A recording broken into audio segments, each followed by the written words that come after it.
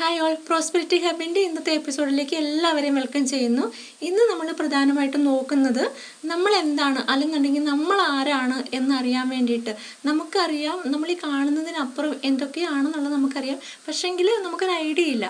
ഈ ഒരു ഐഡിയ കിട്ടാൻ വേണ്ടിയിട്ട് നമുക്ക് ഫസ്റ്റ് ചെയ്യേണ്ടുന്ന ചില സ്റ്റെപ്പുകളും അതുപോലെ തന്നെ നമ്മളെപ്പറ്റിയുള്ള വ്യക്തമായിട്ടുള്ളൊരു ധാരണയും കിട്ടുന്നതിന് വേണ്ടിയിട്ട് ആദ്യം ചെയ്യാൻ പറ്റുന്ന കാര്യങ്ങളെ പറ്റിയൊക്കെയാണ് ഇന്ന് പറയുന്നത്.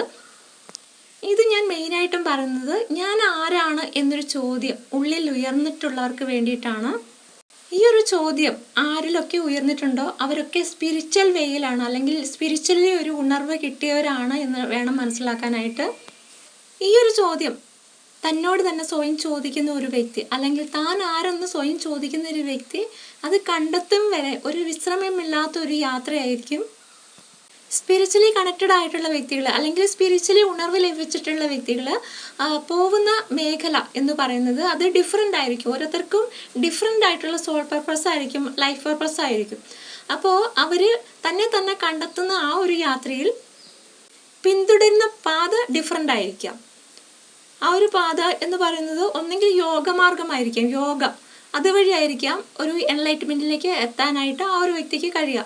അല്ലാന്നുണ്ടെങ്കിൽ ഭക്തിമാർഗം, മന്ത്രസൊക്കെ ചാൻറ്റ് ചെയ്യുക, ആ രീതി ഫോളോ ചെയ്യുന്നവരുണ്ട്. അതുപോലെ തന്നെ മെഡിറ്റേഷൻ, ആ ഒരു വഴി അത് ഫോളോ ചെയ്യുന്ന വ്യക്തികളുണ്ട്. ഇങ്ങനെ ഡിഫറെൻ്റ് വേയിൽ കൂടിയാണ് തൻ്റെ ആത്മ തത്വത്തെ അറിയുന്നത്. തുടക്കത്തിൽ എല്ലാവരും ഒരുപാട് കൺഫ്യൂസ്ഡ് ആയിരുന്നാലും നമ്മൾ എത്തിച്ചേരുന്ന ഒരു ഡെസ്റ്റിനേഷൻ പോയിന്റ് എന്ന് പറയുന്നത് അത് സെയിം ആയിരിക്കും. താൻ ആരെന്ന ചോദ്യത്തിന് അറിയാനുള്ള ആകാംക്ഷ ഇങ്ങനെ കൂടി വരുന്ന സമയത്ത് നമ്മിലേക്ക് തന്നെ പ്രകൃതിയായിട്ട് തന്നെ നമുക്ക് വേണ്ടുന്ന സാഹചര്യങ്ങളൊക്കെ ഒരുക്കുന്നതായിട്ട് നമുക്ക് കാണാനായിട്ട് സാധിക്കും. നമ്മൾ ഒട്ടും പ്രതീക്ഷിക്കാത്ത ചില സംഭവങ്ങൾ വഴി നമ്മിലേക്ക് ആ ഒരു എനർജി അല്ലെന്നുണ്ടെങ്കിൽ ആ ഒരു വൈബിലേക്ക് നമ്മൾ കണക്ട് ചെയ്യപ്പെടുകയാണ് ചെയ്യുന്നത്. ശരിക്കുമുള്ള ഞാൻ ആര്, അല്ലെങ്കിൽ ഞാൻ എന്നെ തന്നെ കണ്ടെത്തുന്നതിലേക്ക് എന്തൊക്കെയാണ് എനിക്ക് ചെയ്യാനായിട്ട് സാധിക്കുക, ഇങ്ങനെയുള്ള ക്വസ്റ്റ്യൻസ് ഒക്കെ സ്വയം തന്നോട് തന്നെ ചോദിച്ചുകൊണ്ടിരിക്കുന്ന ഒരു സ്വഭാവത്തിലേക്ക് പതിയെ ഈ ഒരു വ്യക്തി എത്തുന്നതായിരിക്കും. ഇങ്ങനെയുള്ള വ്യക്തികൾക്കെല്ലാം തന്നെ കണ്ടെത്താനായിട്ട് നമുക്ക് ആദ്യം ചെയ്യാൻ പറ്റുന്നത് മെഡിറ്റേഷനാണ്. മെഡിറ്റേഷൻ പ്രാക്ടീസ് ചെയ്യാൻ വേണ്ടിയിട്ട് നമുക്ക് നല്ലൊരു സ്ഥലം തിരഞ്ഞെടുക്കേണ്ടതായിട്ടുണ്ട്. അതായത് ഒന്നുകിൽ നിങ്ങൾക്ക് ഹാള് യൂസ് ചെയ്യാം, അല്ലാന്നുണ്ടെങ്കിൽ വീടിൻ്റെ ടെറസൊക്കെ യൂസ് ചെയ്യാം. ഒഴിഞ്ഞൊരു സ്ഥലമായിരിക്കണം. ഒരുപാട് ഒച്ചയും ബഹളവും ഒന്നും ഇല്ലാത്തൊരു ഏരിയ ആണെന്നുണ്ടെങ്കിൽ കൂടുതൽ നല്ലതായിരിക്കും തുടക്ക കാലഘട്ടത്തിൽ. അതുപോലെ നമ്മൾ ഇരിക്കുന്നത് ചമ്രം പടിഞ്ഞാണെന്നുണ്ടെങ്കിൽ നിലത്ത് എപ്പോഴും ഒരു മാറ്റിട്ട് അതിന് മേലെ ഇരിക്കുന്നത് ഏറ്റവും നല്ലതാണ്. തറയിൽ നിന്നുള്ള തണുപ്പൊക്കെ നമ്മൾ അതിജീവിക്കാനും അതുപോലെ തന്നെ കൂടുതൽ നേരം നമുക്ക് ധ്യാനത്തിൽ മുഴുകിയിരിക്കാനും ഒക്കെ ഇത് നമ്മളെ ഹെൽപ്പ് ചെയ്യുന്നുണ്ട്.